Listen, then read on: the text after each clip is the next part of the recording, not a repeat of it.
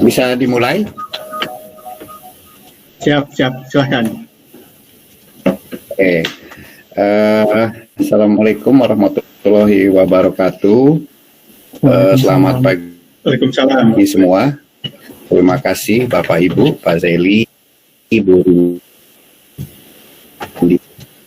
Dia dan Bu Puspa, serta Saudara Irsanda, serta kawan yang menghadiri seminar hari ini. Seminar hari ini akan dibawakan oleh Sandari Tanto dengan judul Isolasi dan Karakterisasi Biosilika dari Kultur Nitsya SP NP NPL 1 dengan tim pembimbing Profesor Dr. Ziali Nur Rahman dan Dr. India Maharani Putri. Dan nanti dosen tamunya adalah Dr. Made Puspasari, ya. Untuk waktu dan tempat nanti ada 2 sesi. Irsanda mempresentasikan seminarnya, lalu nanti ada komentar dari Bu Puspa, lalu saya, lalu nanti terakhir dari tim pembimbing, ya. Kira-kira maksimal 15 menit. Silakan Saudara Irsanda. Baik Pak. Baik, akan saya share screen. Apakah sudah tampak ya Pak? Sudah. Oke, baik. Boleh saya mulai Pak? Boleh, silakan. Oke, baik. Assalamualaikum warahmatullahi wabarakatuh. Selamat siang kepada Profesor Dr. Ziali Nur Rahman selaku dosen pembimbing 1 dan juga Ibu Dr. India Maharani Putri selaku dosen pembimbing 2. Selamat siang juga kepada Dr. Made Puspasari Widyastuti selaku dosen tamu dan juga Bapak Dr. Henki Setianto selaku koordinator seminar serta teman-teman sekalian. Terima kasih atas waktu dan kesempatan yang telah diberikan. Pada kesempatan kali ini saya akan mempresentasikan tugas akhir saya yang berjudul Isolasi dan Karakterisasi Biosilika dari Kultur Nitsya SP NPI 1. Perkenalkan, nama saya Irsanda Riptanto, NIM 1051692. Berikut adalah agenda presentasi yang akan disampaikan. Pertama akan diawali dengan pendahuluan, lalu dilanjutkan dengan teori dasar, metodologi, hasil sementara, kesimpulan sementara, dan diakhiri dengan rencana selanjutnya. Baik. Yang pertama adalah pendahuluan. Sebagaimana yang kita tahu bahwa Indonesia merupakan suatu negara maritim, yaitu negara kepulauan yang memiliki porsi wilayah laut sebesar lebih dari 76% wilayah NKRI. Dan kondisi geografis serta geologis Indonesia yang menghubungkan antara 2 samudra itu membuat lautan Indonesia kaya akan nutrien dan juga selalu disinari oleh matahari sepanjang tahunnya, menyebabkan lautan Indonesia itu menjadi habitat yang cocok bagi mikroalga, yaitu sebagai organisme penting dalam ekosistem. Diketahui bahwa mikroalga itu memiliki peranan penting sebagai produsen utama dan juga penyedia oksigen dalam rantai makanan. Termasuk di dalamnya adalah diatom, yaitu mikroalga dengan keunikan memiliki cangkang dari silika, dan diatom ini memiliki berbagai potensi aplikasi di berbagai sektor. Lalu pentingnya dalam membudidaya diatom maupun mikroalga lainnya adalah yang utama dalam menjaga pelestarian kekayaan alam Indonesia. Selain itu juga sebagai kekayaan intelektual, bagaimana kita memahami kondisi laut Indonesia dan juga kekayaan di dalamnya dan bagaimana kita memanfaatkannya. Maka dari itu tujuan penelitian ini adalah memproduksi biomasa dari budidaya Nitsya SP NPI 1 serta mengisolasi biosilika dari biomasa Nitsya SP NPI 1 yang diperoleh. Lalu adapun manfaat penelitian ini dalam jangka panjangnya yaitu merupakan upaya pelestarian kekayaan alam Indonesia serta pengembangan aplikasi biosilika dari diatom. Baik, dilanjutkan ke teori dasar, yaitu pertama adalah mikroalga. Mikroalga merupakan suatu kelompok polifiletik, yaitu mencakup berbagai organisme yang memiliki karakteristik yang sama, yaitu berupa talofita atau tanaman tingkat rendah tidak memiliki daun, batang, dan akar, tapi memiliki klorofil A sebagai pigmen fotosintesis. Dan bisa dilihat di gambar yang sebelah kiri itu segitu besarnya kelimpahan mikroalga sehingga dapat tampak dari citra satelit. Lalu ada mikroalga, yaitu mikrofita atau alga berukuran mikroskopis yang dapat hidup sebagai sel tunggal seperti yang digambar ini. Ada contohnya Nanochloropsis, lalu membentuk koloni seperti chlorella atau membentuk filamen seperti Spirogyra dan bahkan menjadi model organisme multiseluler seperti Volvox. Selanjutnya adalah diatom, yaitu salah satu mikroalga yang memiliki limpahan tinggi setelah mikroalga hijau dan juga emas. Dan diatom ini berperan dalam 20 hingga 40% fotosintesis sendiri dan menyerap 6,7 miliar metrik ton silikon setiap tahunnya. Dan itu mendukung keunikan dari diatom itu memiliki cangkang berbasis silika yang disebut frustula yang memiliki pori-pori berukuran unik dan bahkan membentuk suatu sistem hierarki, yaitu tingkatan pori-pori dengan ukuran yang berbeda. Dan diatom ini memiliki berbagai aplikasi di berbagai sektor. Pertama adalah pangan, yaitu sebagai produsen asam lemak tak jenuh EPA atau asam eicosapentaenoate, dan juga di dunia medis sebagai produsen beta karoten yang berpotensi sebagai antioksidan. Lalu diatom memiliki kandungan hingga 80% minyak dari total berat keringnya dan berpotensi menjadi sumber biofuel atau bahan bakar hayati. Lalu diatom juga memiliki viabilitas yang tinggi terhadap lingkungan tempat tinggalnya sehingga berpotensi sebagai agen bioremediasi. Lalu cangkang silika itu dapat dimanfaatkan juga dan dimodifikasi sebagai katalis maupun sistem pengantar obat dan sangat berperan dalam perkembangan nanoteknologi. Lalu dilanjutkan dan diagram alir kerja penelitian yang saya lakukan. Yang pertama adalah di stok kultur Nichia sp NPI1 yang saya gunakan akan dikultivasi bertingkat dalam ruangan, lalu dipanen biomasa yang diperoleh dengan teknik sentrifugasi. Biomasa basah yang telah diperoleh akan dicuci dengan asam nitrat, lalu air demineralisasi dan etanol, dan mendapatkan biomasa yang telah dicuci, lalu dikeringkan dengan oven dan dikalsinasi pada suhu 550 derajat Celcius selama 10 jam untuk memperoleh biosilika dari Nichia sp NPI1. Lalu biosilika yang diperoleh akan dikarakterisasi dengan mikroskop elektron dan fluoresensi sinar X. Berikut adalah kondisi kultivasi bertingkat yang dilakukan. Kondisi yang dijaga adalah salinitas kurang lebih 22 ppt, pencahayaan kurang lebih 3000 lux, fotoperiode terang gelap sebesar 12 banding 12 jam. Lalu media yang digunakan adalah media modifikasi yang adaptasi dari Ibu Yvonne Telusa. Berikut adalah komponennya, ada di tabel. Lalu masuk ke hasil penelitian yang telah saya lakukan. Pertama adalah informasi stok kultur. Stok kultur yang digunakan berasal dari Pulau Pari yang disampling oleh tim peneliti gabungan dari ITB dan juga LIPI. Stok kultur disimpan sebagai koleksi kultur lab biokimia di Gedung Inovasi dan Riset ITB.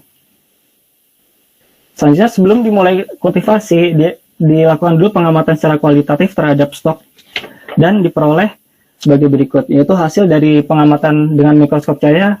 Tampak sel dari Nichia sp NPI1 itu memiliki bentuk penat dan sudah diketahui dari berbagai referensi bahwa umumnya Nichia memiliki bentuk penat, tetapi tidak dapat diamati keunikan dari Nichia itu sendiri, yaitu sistem rafe atau celahnya yang diagonal di antara dua katup pembentuk selnya.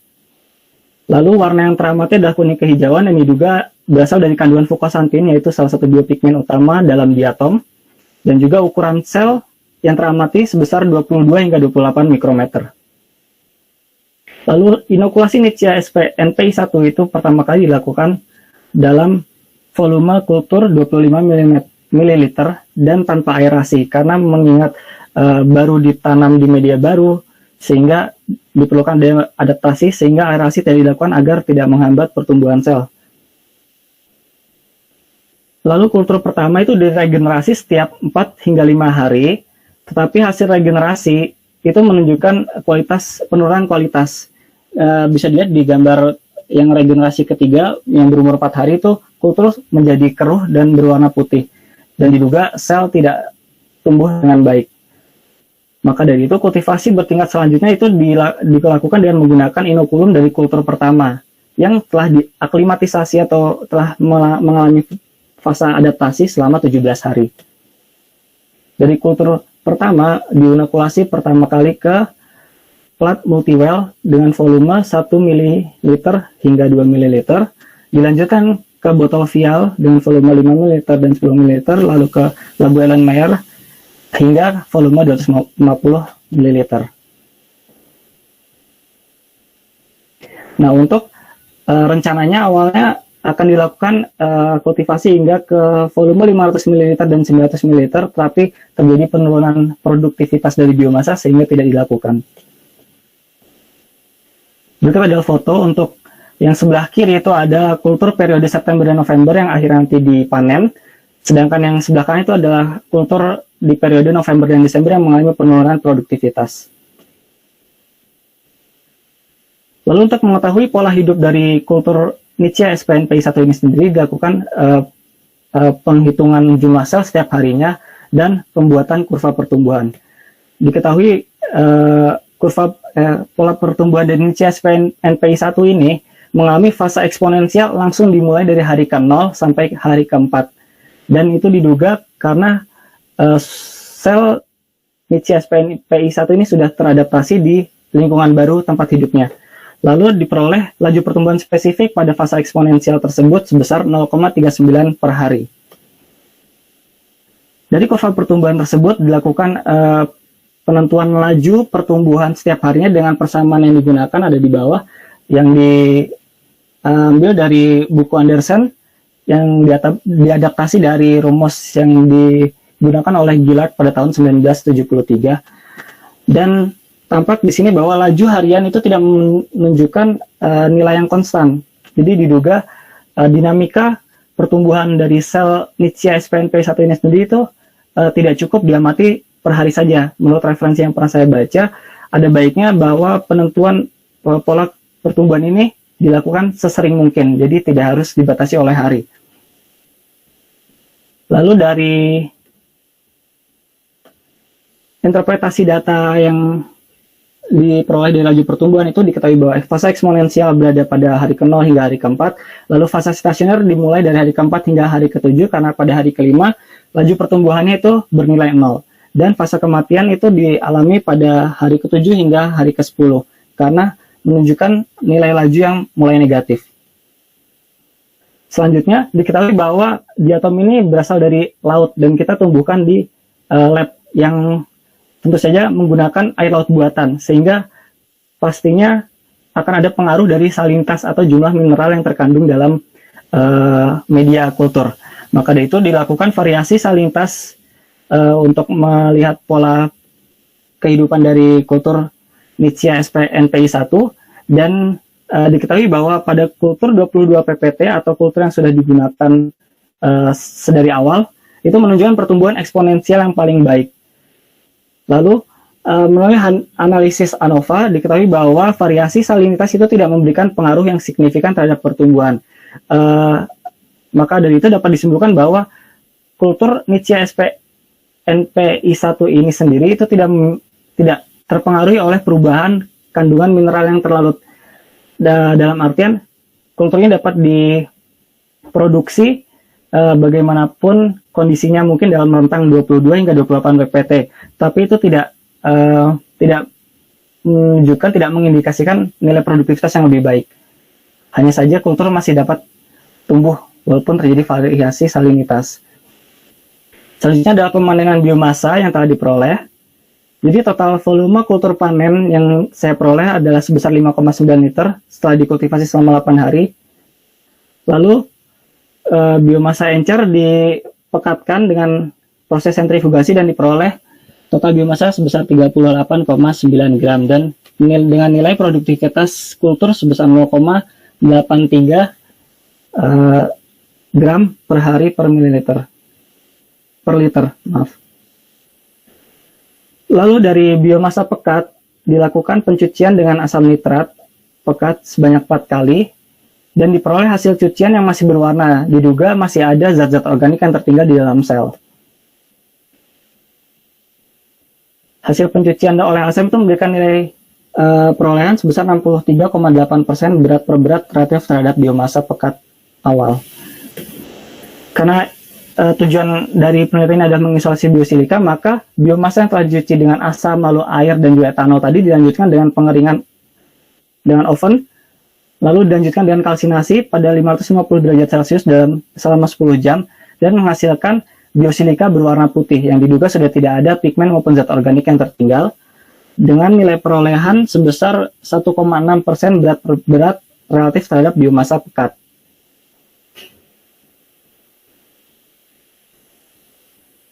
Jadi tadi adalah hasil yang telah saya peroleh, lalu kesimpulannya adalah budidaya Nitzschia SPNPI1 itu dapat dilakukan dengan menggunakan media modifikasi, salinitas 22 PPT, pencahayaan 3000 lux dan fotoperiode 12 jam dengan total biomasa yang diperoleh sebesar 38,9 gram dengan nilai produktivitas kultur sebesar 0,83 gram per liter per hari, dan jumlah biosilika yang diperoleh adalah 0,66 gram dengan nilai perolehan 1,6% berat per berat relatif terhadap biomasa pekat.